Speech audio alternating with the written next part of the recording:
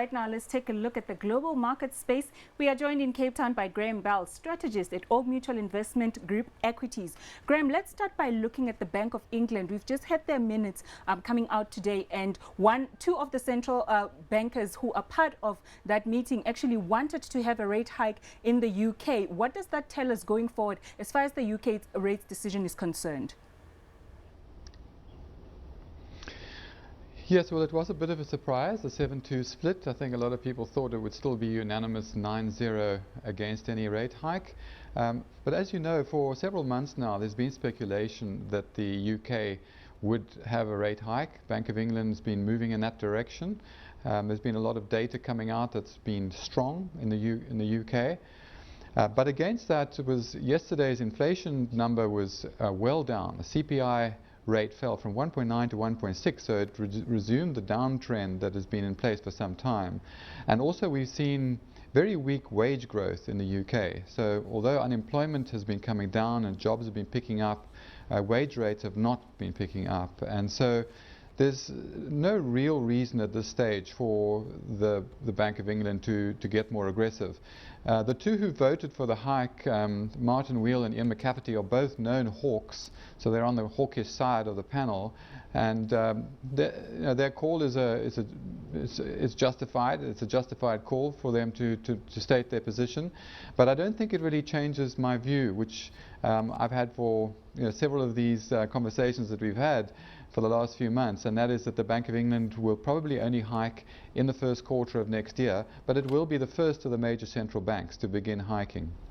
Somewhere else where central bank members are meeting is the Jackson Hole meeting taking place in the US. I take it the big focus there will be interest rates and inflation once again, or are you expecting any surprise announcements to be made at the end of this week? Well, yeah, Jackson Hole, Wyoming is not just central bankers, of course, it's a wide range of people and influential decision makers. Janet Yellen will be talking on Friday, I believe.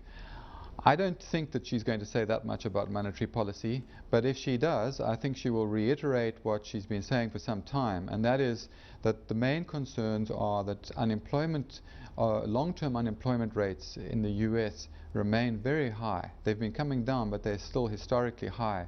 And there are a lot of people who are employed only part-time who would prefer to have full-time employment. And that's her main issue.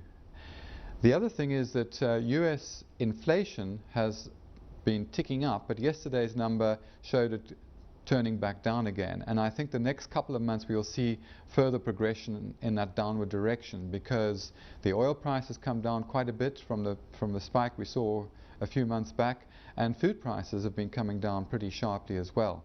So the inflationary pressure on the inflationary need for a hike in the USA is actually receding again. So pretty dovish outlook, I think, for monetary policy in the US, and I think if that does come through, that's what we'll see in Jackson Hole. What can investors be looking out for as far as the Fed minutes that will be released at 8 p.m. this evening?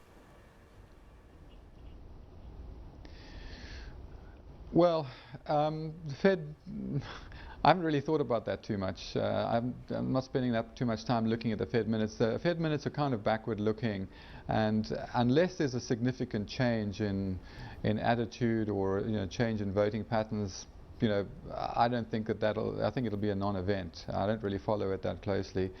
I think though that the overall picture is for central bankers in the US and in the UK and certainly in Europe to still be in pretty relaxed mode. They want to keep it easy, they want to keep the rates low. The first hike maybe in the UK next year, first quarter next year, US only in the middle of the year. Remember that rates are still extremely low and are likely to remain low even when they start to rise. Equity markets have pulled back quite sharply in recent weeks. Some of it's been based on geopolitical concerns, some of which are now receding. So I think this is a good scope now for equities to bounce back up again. Maybe a good time to get into the global market space if you're not in there already. Graham Bell, thank you so much for your time today.